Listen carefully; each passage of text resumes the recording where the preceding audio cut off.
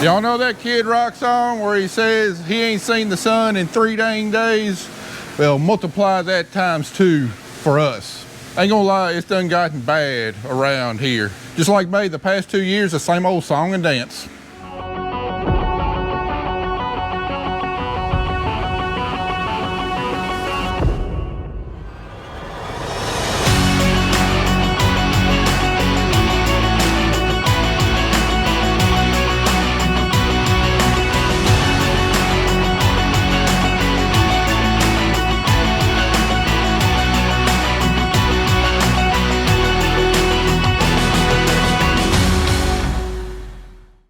Yeah, today is Thursday. Last time we saw the sun was Friday. It has been 6 days of cloudy, wet weather. The only day that we did not receive any rainfall was yesterday, but it was cloudy all day, so nothing did any drying out. And waiting to hear back from my cotton scout this morning. I've already looked at my cotton. I already pretty much know what we got to do. Just waiting on him to confirm it. But yeah, cotton crop does not look good. I thought we were going to have a stand, and the first that we planted, we did get a real good stand on it. But the last 2 to 3 days that we planted, it looks like it's kind of hit or miss. You know, some of it came up before the rain, but then some of the seed that got just a little bit deeper didn't make it up before all the rain, and then it just sat there in cold, saturated soil. I mean, it just didn't do any growing, and I don't think it's going to make it. I don't think we got enough stand to keep. Whether we go back with cotton or not, that's going to be the $1 million question. It's late. I ain't going to lie, it's late. So predicted to get more rain tonight and tomorrow. So I don't know if we'll have a cotton crop at all this year. We might have a big soybean crop, but I don't know if we're going to have a cotton crop. So anyway, the last several days we just been working on piddling stuff, just trying to get, you know, the odds and ends fixed. You know, nothing major, just the piddly things that are aggravating. And had to completely rebuild my mower deck. Only got 571 hours on it, but that pulley right there on the right went flying off, pulled out through the deck. I think my 7-iron deck was missing a few irons from the factory. You know, I got that fixed, welded back up, all braced up and everything. We had a few lights working. Carter's getting all the nitrogen and atrazine and warrant washed off the sprayer and everything. We got our old Ford 841 up there in the gym that hadn't been run since last summer. We got it running again. Had to replace the starter and a couple other things. And right now, what I thought wasn't going to be a high priority has suddenly become a big high priority. So y'all remember back during cotton planting, had problems with my air compressor on my planter leaking. And anyway, I welded it up and didn't completely solve the leaks.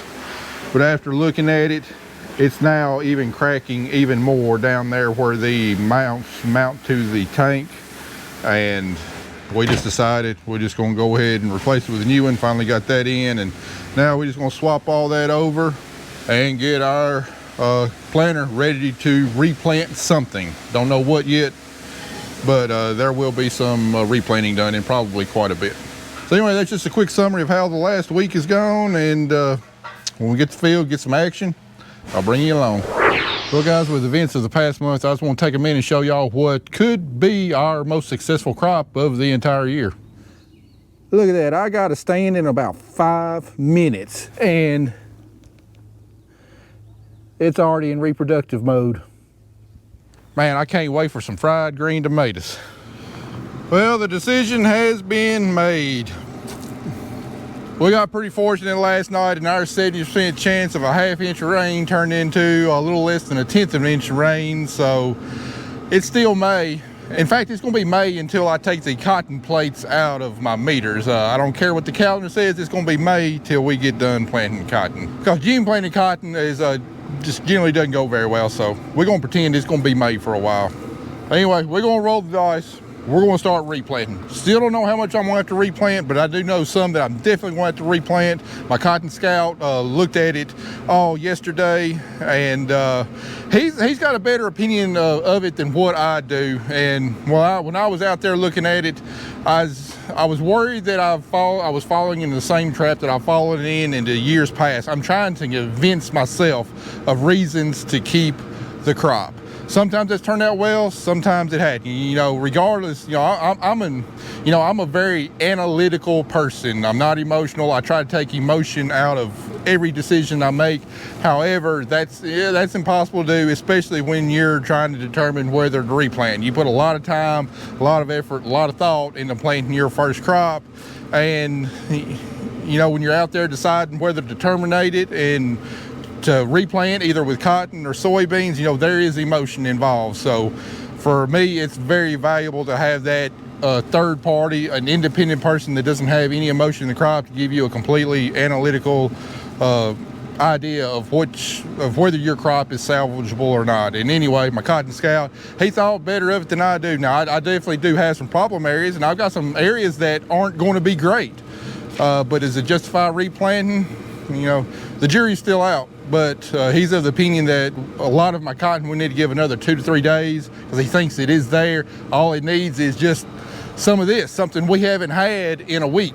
But anyway, he did give me enough acres to keep me busy this weekend replanting. So we missed the rain last night. The ground's heavy, the ground's marginal. It's only 72 degrees out here, so the temperature ain't great, but it's still May, and that's the key. We need to get this seed in the ground. Every hour counts.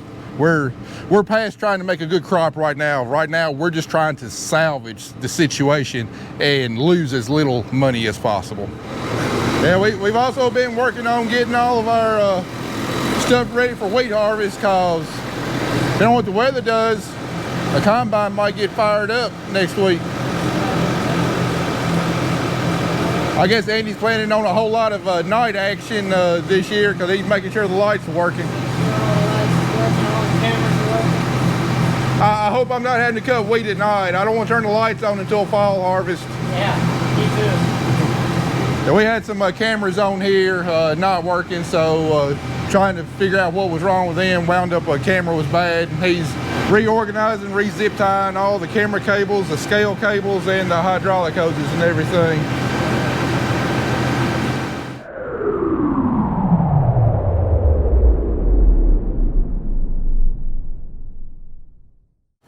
All right, guys, we really got loaded up and over here on the Ellington farm. Well, let me show you what I'm talking about, why we're having to replant and why it's such a hard call. All right, where we're at is on the end rows, and looking down here at row, you know, got cotton here. I mean, we got a good stand right here. I mean, all the way down through there, we've got a good stand.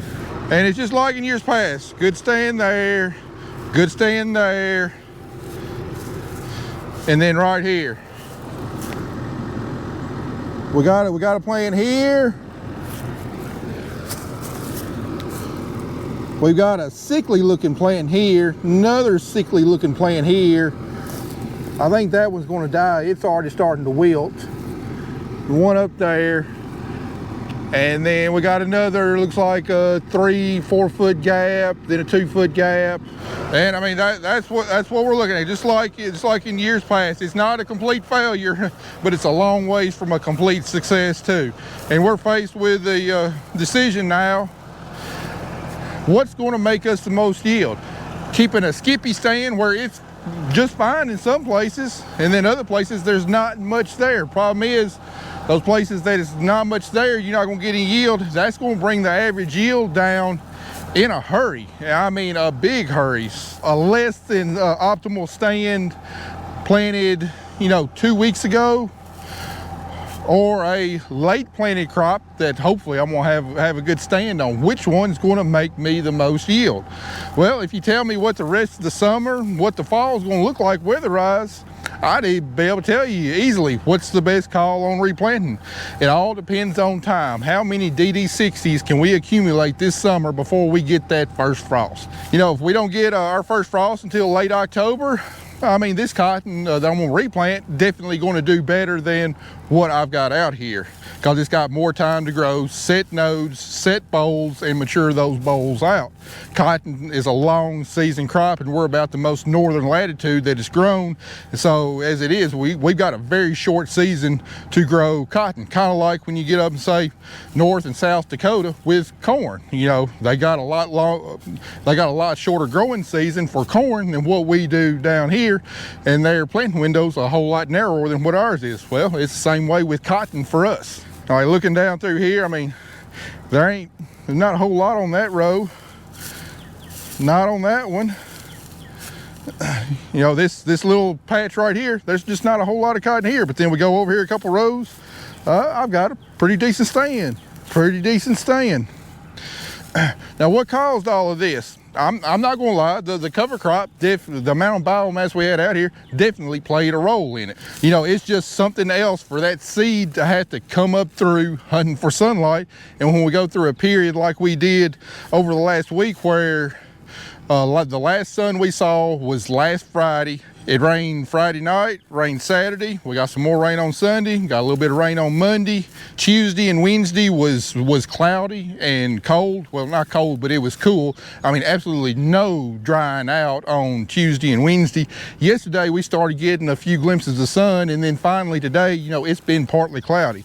You know, it's been a full 7 days without much sun. And when you're in cool, wet conditions, I mean, cotton doesn't like that. And what happens, you know, in some places I got a decent enough stand, but just like those 2 plants that I showed you, my stand is being reduced because of disease. So part of the issue was seed to soil contact. I wasn't able to get all the seed in the ground, especially where the cover crop was real thick. We didn't get a lot of seed in the ground. That's part of the problem. The other problem is the conditions that we faced, that it was just too cold and wet for a long period of time. We had got plants out here dying. We got other plants that germinated but didn't make it up before the rain hit. And anyway, they sat in the ground even though they were germinated, and anyway, the taproot on it started rotting. That died. So there's multiple different factors contributing to why we don't have a good stand. But yes, I mean, I'll admit the cover crop did play a part in it.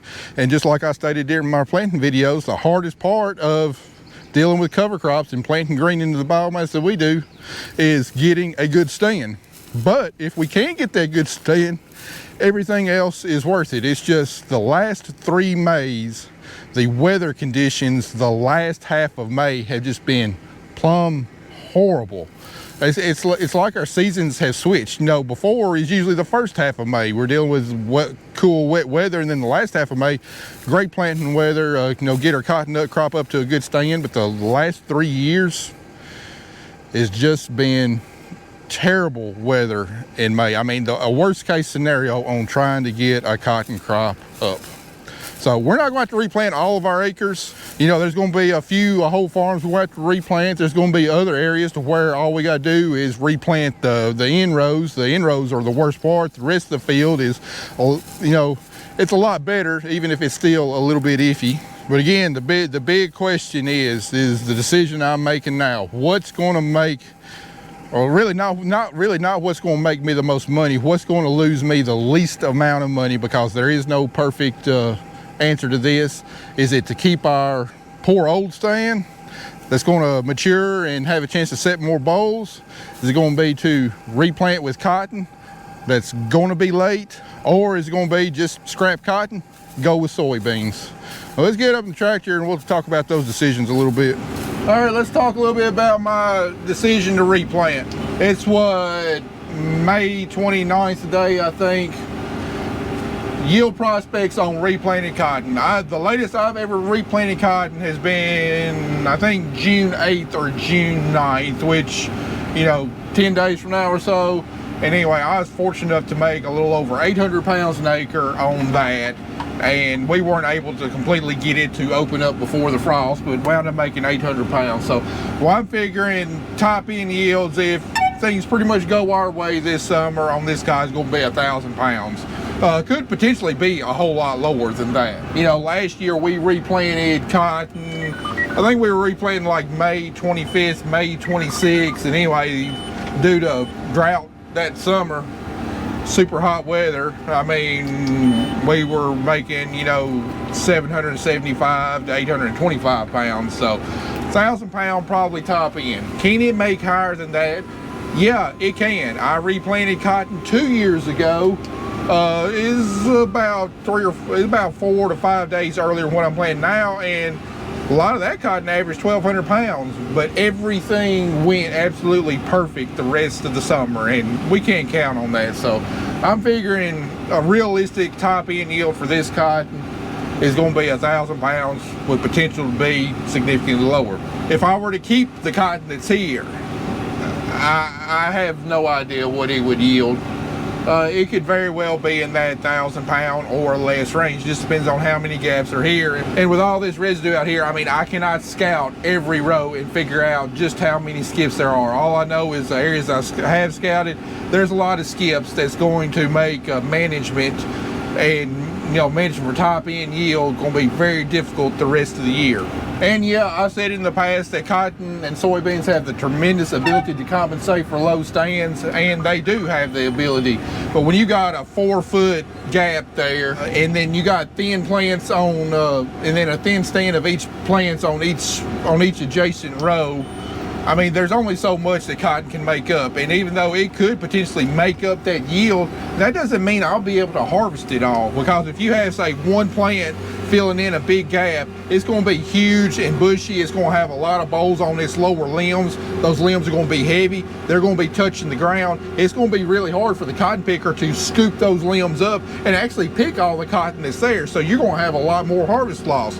You might have the yield there, it might have compensated, but that doesn't mean that you can actually harvest that yield.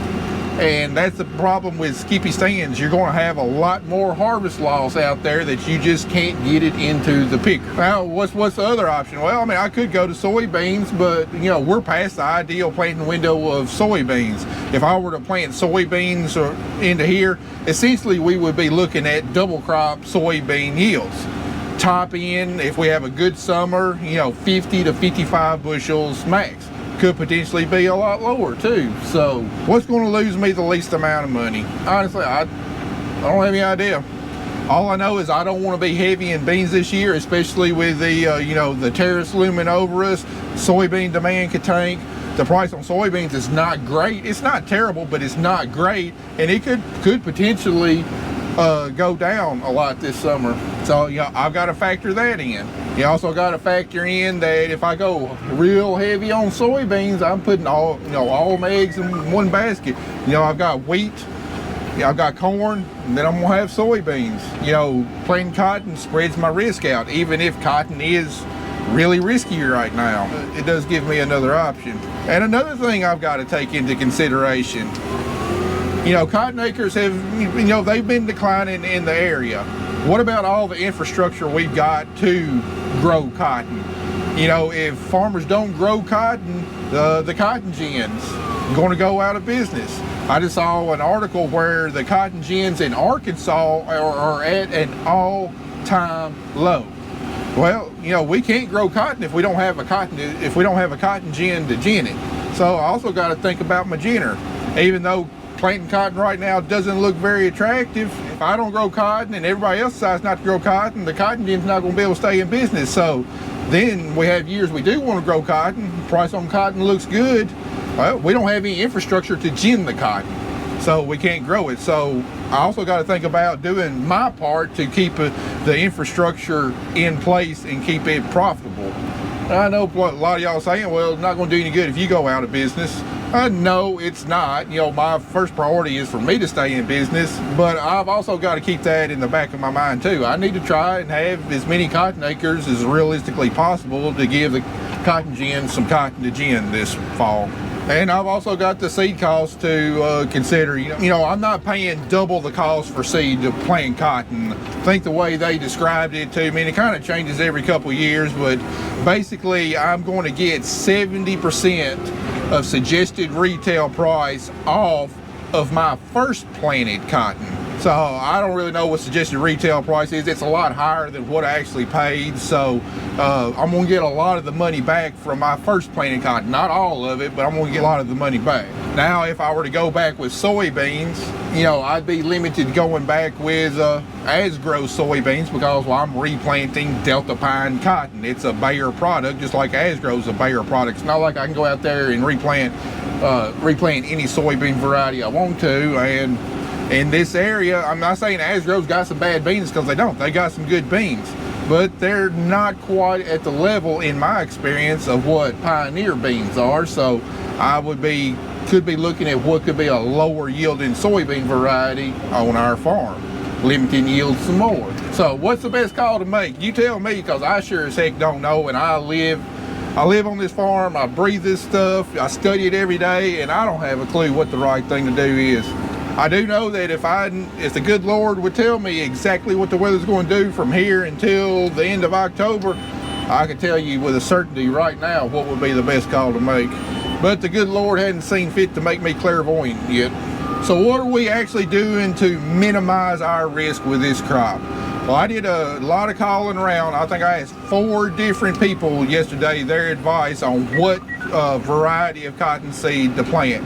Because right now, all the yield characteristics of our cotton, it don't make anything. We're not looking at top end yields right now. What's going to make us the most money? The only factor that's going to determine how much yield we make is which variety is going to set fruit and is going to mature the soonest. That's the only agronomic factor that I care about right now. I'm not paying attention to any test plot data, you know, or anything else. The only thing I'm paying attention to is how early that cotton variety is, because that's the only factor that's going to matter in yield for this crop this year. And all 4 people I talked to pretty much gave me the exact same answer. The earliest maturing variety on the market right now is Delta Pine 2211.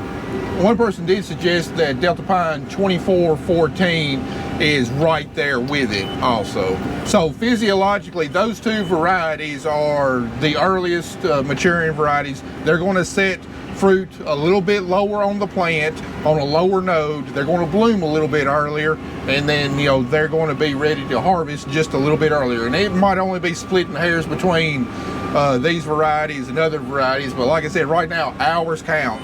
You know, 1 or 2 days difference in maturity could make a pretty big difference in yield this year, just depending on when that first frost comes. So also, another thing that's going to give those 2 varieties a leg up in early maturity is they're both Thrive On. And again, what that Thrive On does, it's another BT technology, supposed to help with plant bugs, but where it really shines is thrips. On this cotton right here, I'm not going to have to worry about thrips. And that's going to be absolutely crucial to getting this cotton off to an early start. Because if the small cotton plant is sitting there and it's got thrips feeding on it, sucking sap out of it, it's going to slow down the maturity of that crop. So if that's one pest we don't have to worry about, it's not going to affect the cotton at all. It's going to allow that cotton to get up and going and get to reproductive mode a lot quicker than any of the non-Thrive On varieties on the market. Now, it's going to cost me more money in technology fees, but picking up a few extra days earlier maturity, I mean, you cannot put a price tag on that at this point. I mean, 3 days earlier maturity means that we will be able to set fruit in the plant 1 node, 1 limb higher in the plant than we would otherwise. If I can pick up 5 days earlier maturity, that's almost 2 nodes higher in the plant that we can set harvestable fruit, but it also means 1 more position laterally on each branch that we can set fruit. So I think going back with this Thrive On, I mean, it could be the key on salvaging our cotton crop this year. And then the other things I'm going to do to promote maturity, you know, try and speed up as much as I can, is when we go back with a side dress, I already knew that I was going to lower how much nitrogen I was going to apply this year. Well, on this replanted cotton, I'm going to lower it even more, because the one thing we do not want to do is encourage excess vegetative growth. And then on top of that, our insecticide applications, our plant growth regulator applications, I mean, we're going to be on spot with those. Yeah, I know I said that the cover crop, definitely affected, our stand. That was half the equation, with the weather being the other half of the equation. But based upon what I've seen, what I feel like is if we hadn't had all this biomass here, if we terminated our cover crop early, we would have been all right. We would have had to replant. If we hadn't gotten, 6 days of cold, wet weather, I also don't think we would have had to replant. It's just when you have both those ingredients put together, it's a perfect storm that dinged our cotton crop enough to affect the final stand to where we're having to do this replanting. I do know that going forward next year, I am going to make a change to our cover crop program. I'm not 100% dead set on doing it any one way. When I see that there's issues, I make changes to our program to hopefully fix those issues. I've done it in the past. I'm still going to plant cover crop. There's a good chance I'm still going to plant green, but I think what really caused a problem for us this year was that I increased the amount of balansa clover that I had in the mix. And I mean, that stuff grew like gangbusters this year. Even where I had my burned down strips, I mean, it grew and it lapped over into the middles, and then it started riding up on the annual ryegrass some and pulling it down. And we've never seen that out of the crimson clover part, but I've been experimenting with balansa clover, and I think that that's the biggest culprit in my cover crop mix. So still going to leave that in for like our corn mix that we're going to plant in front of corn.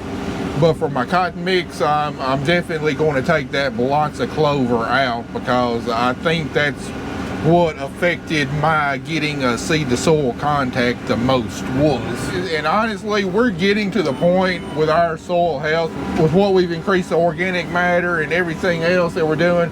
I really don't need the legumes in this mix at all. Several years ago when I saw I was having so much trouble out of the vetch and the Austrian winter pea, I cut it out of my mix. It just had crimson clover, and then we started introducing some balansa clover in there. And honestly, we don't need the extra nitrogen from the balansa clover. Our cotton we're having a hard enough time turning it off as it is at the end of the year. So leaving that balansa clover out's not going to hurt my feelings one bit. Balansa clover's not cheap. It's definitely going to save us on the cover crop cost some this year too. So we'll adjust our mix some for next year. Hopefully we can get back to the ease of planting that we've had in the past. And also when we do our burn down strips next year, I'm going to spike the rate of glyphosate in there just to make sure that we get a dang good kill on our strips. Even though we did on this farm, the next farm I'm going to, the Clayton farm, I commented while we were planting cotton that we didn't get a good kill on our burn down strips. And I think that was a big driver over there with seed to soil contact, and I just didn't have good strips to plant into. So anyway, enough of a agronomy lesson for now. I'm going to put some of this seed in the ground.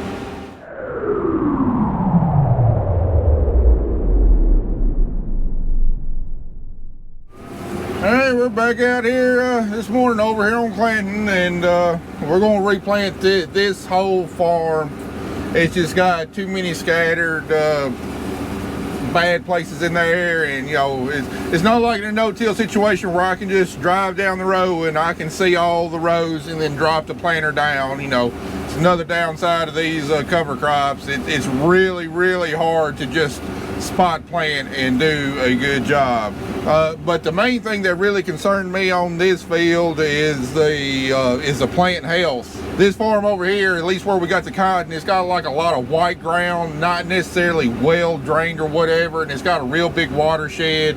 Water flows down through like this waterway right through here, and there's several other places with the amount of rain that we got. It's just the plants that are out here they just don't look very good at all. And another thing I'm having to factor in this replant is, this field was planted 2 weeks ago. So you think, well, the cotton is 2 weeks ahead of what I'm replanting. No, it's not. For one thing, it's there's about a 6-day period there where the cotton just literally didn't do any growing at all. It was sitting there in saturated conditions. The plants that was up and everything.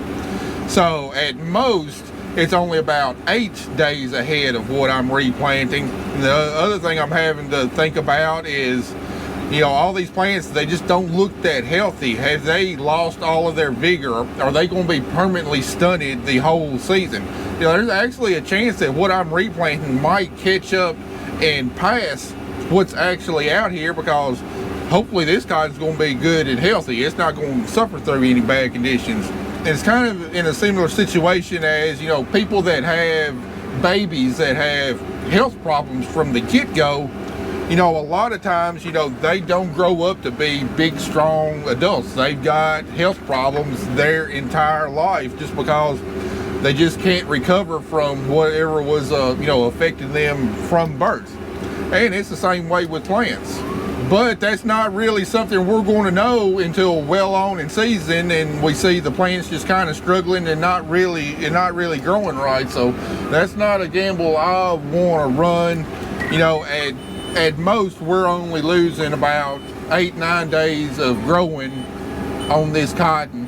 But I know for a fact that if this cotton comes up, it's going to come up in relatively good conditions and should be a lot healthier than the cotton that's already out here. So that's another reason why we're going to replant this whole farm. Now, a lot of my other farms, yeah, you'll see some spots where the plants don't look that healthy, but for the most part, the plants do look good enough to keep. You know, they don't look sickly and possibly diseased with, you know, taproot decline or black root or anything like that.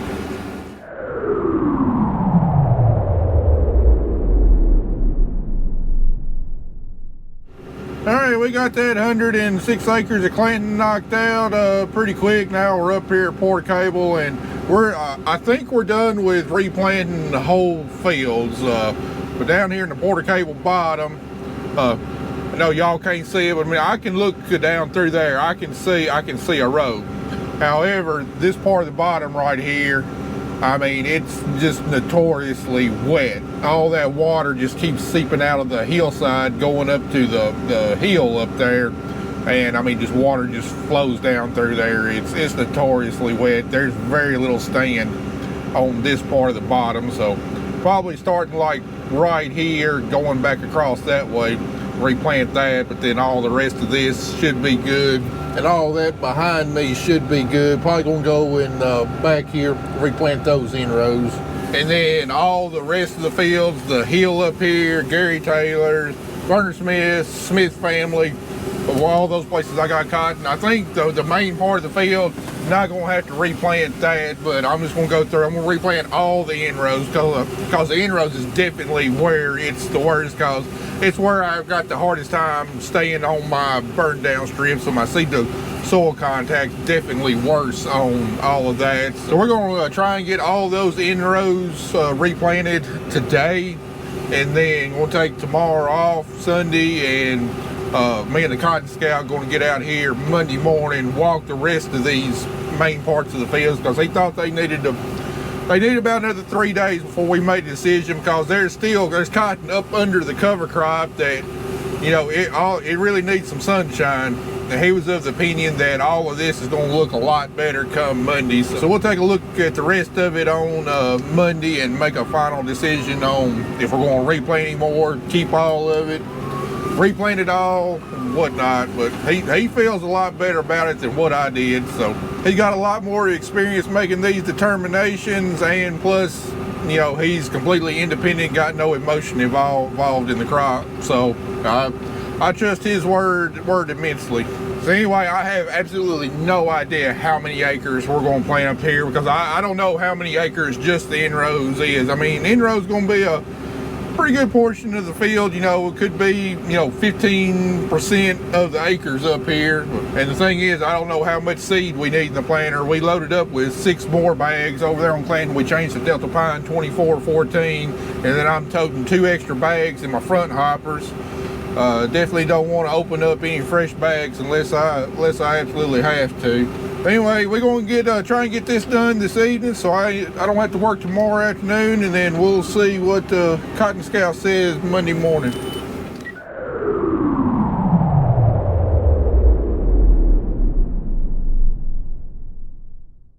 Well, we Well, we haven't even gotten our current crop up and growing yet, and already preparing for this fall's wheat crop. When the barns are ready to be cleaned out, you got to take delivery whether you need it or not. But this will be going for this winter's wheat crop. That is if we make it that far. I'm coming up behind you, Andy. Okay, I see you.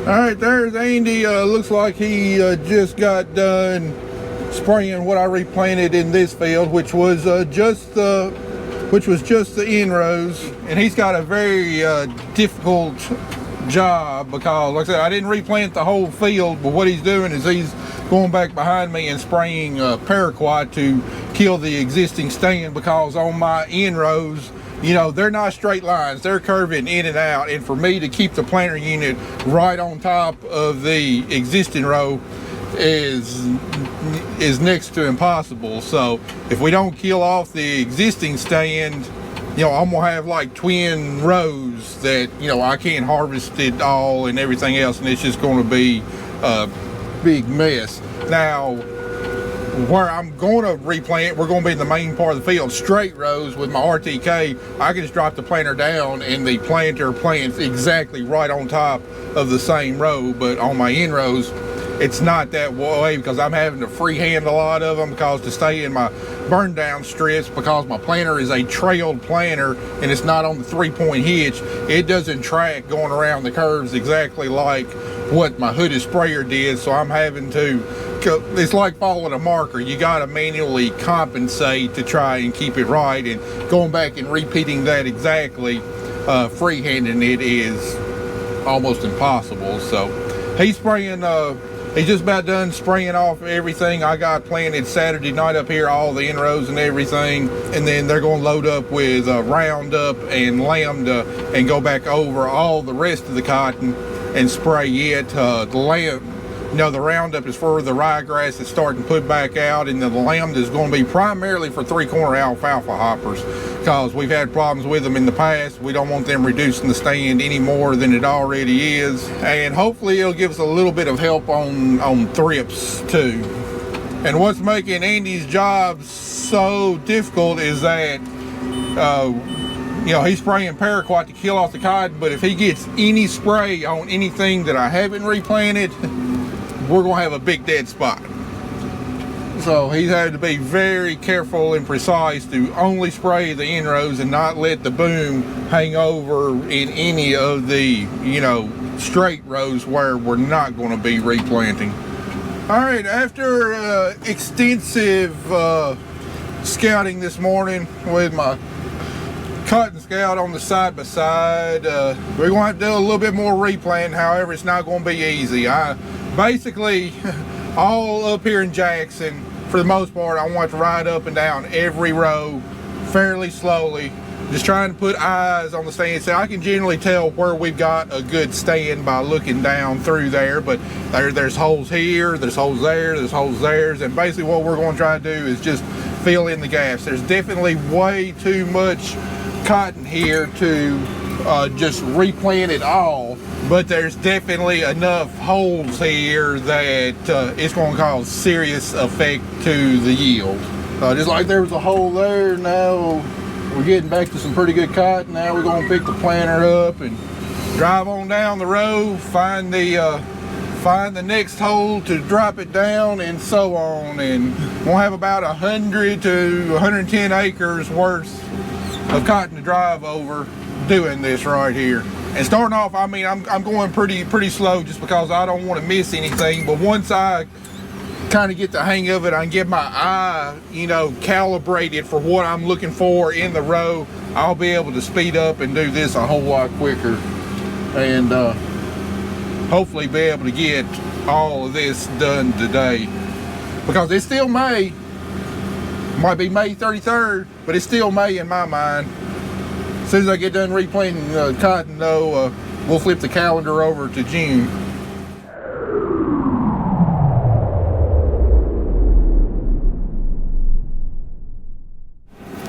Alright guys, we're on our last couple passes of replant. I'm done I don't care if this comes up. I do care if it comes up. If this doesn't come up, we ain't replanting, or not replanting cotton, that's for dang sure. Anyway, I had to do a little bit more than what I thought. I rode over about 145 acres today. We're ending up over here on McClary's. I had to come over here and replant about half this farm in spots and whatever. So, well, in the last couple passes, we'll have this wrapped up. But I have absolutely no idea how many total acres we've replanted. If I had to guess, I'd say somewhere around half our crop. But with all the, picking up and planting this spot and that spot, I mean, I got the data on my monitor, but I haven't added it all up. But if I had, like I said, if I had to guess, it'd probably be somewhere around, probably had 250 acres or so, around half our crop. So having a top end cotton crop this year is definitely going to be out of the question. But what can I say? It is what it is. We just trying to make the best of a bad situation. Just pray that the good Lord looks after this crop and makes it be as bountiful as it possibly can. I know he's going to take care of us. He's going to provide for us. But that don't mean he's going to make it easy on us. Well, anyway, guys, I guess I'll wrap it up here. I don't know what the next video is going to be. I was wanting to do like a crop tour video before we got started with wheat harvest. But in all reality, I mean, we really need to be like cutting wheat tomorrow, even though it's still going to be a day or two. We still got some equipment to get ready. Freaking sprayer broke down again, tore 2 hoses in half going to a drive motor, and Andy's got it in pieces. We got to finish spraying the rest of our cotton for thrips. Like I said, I don't know what the next video is going to be, but we'll bring you along for the ride, whatever it may be. Appreciate y'all watching. See you in the next one.